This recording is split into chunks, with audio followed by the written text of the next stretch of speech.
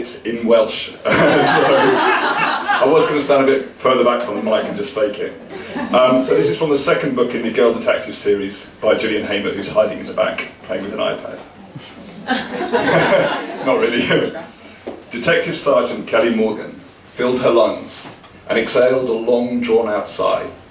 She was uncomfortable and uneasy this morning. Monthly cramps, a sweaty night of tossing and turning, and a persistent ache behind her left eye did nothing to appease her mood. Slamming the tailgate of the car, she looked up for the first time to take in her surroundings. She'd always considered the position of the council estate, Maes Gwen, to be its single redeeming feature. Nestled into the foothills of Holyhead Mountain, looming crags rose before her like some ancient monument, reflecting pale morning sunshine off vivid yellow broom. Turning through 180 degrees, she looked out across the town of Holyhead to the whole of Anglesey spread out in a tapestry of greens, and the hazy mountains of Snowdonia in the distance, under an expanse of sky which today was the colour of cornflowers. Kelly focused on her current surroundings. Ash-coloured rows of back-to-back council houses skirted a rectangle quadrant of 5-storey flats. In the centre sat an expanse of greenery she was certain bore no resemblance to the architect's original idea of a park.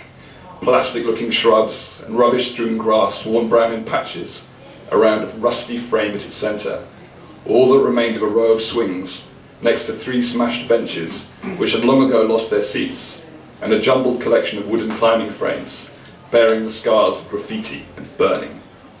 Between the bare benches and the tallest wooden climbing frame, blue and white police tape snapped back and forth in the breeze. A couple of steps closer, and the black stains that had leaked across the concrete from the shattered kneecaps of a 15-year-old boy would still be visible. Kelly started as a loud cough intercepted her thoughts. "Are we ready then?" said PC Chris Stone. That's what I was going for. One of the uniformed constables who regularly trod this beat. "Hang around here too long, and there'll be curtains twitching. They don't need no excuse not to open the door." Kelly nodded. "Just taking in the surroundings." Stone snorted. "Maes Gwen. Whitefield. What a joke. Don't suppose 40 years back they'd know how appropriate the name would turn out to be. More cocaine in this couple of square miles than the rest of the island put together, so they say." "I wish cocaine was the worst of it, but it's the least of our problems." "You're telling me? Seems not a month goes by that daft sods aren't finding something even more dangerous to try and kill themselves with. I don't get it, me. Don't get it at all. State of some of them. Why would you do that to yourself?" The question hung unanswered as Kelly followed him across the car park, edging between the rows of houses along a narrow alleyway that stank of urine and decomposing rubbish from the piles of bin liners stacked beside each gate. They reached the entrance door to the first block of flats, Harlech Court. "Right," said Kelly. "As per the briefing, I want you out of sight unless I need assistance. We're here to ask for help. I don't want anyone to feel intimidated." "Intimidated around here? You having a laugh? Nothing intimidates residents of Maes Gwen. Bloody waste of time if you ask me." "Chris, sorry, but no one did," Kelly snapped. "You've made your feelings clear, and I'm just carrying out orders.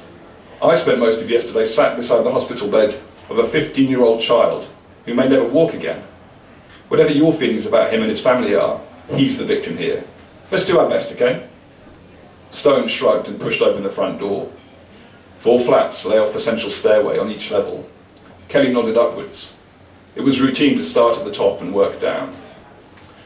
Kelly breathed through her mouth as much as she could, dodging the occasional pool of what she guessed was urine. She listened to her surroundings as she negotiated the stairs. The background burble of breakfast television, a baby crying in the distance, the clunk of hot water systems and the flush of toilets. On the 3rd floor she allowed herself to breathe normally as the smell of toast and frying bacon eradicated the unpleasant stink of the lower floors.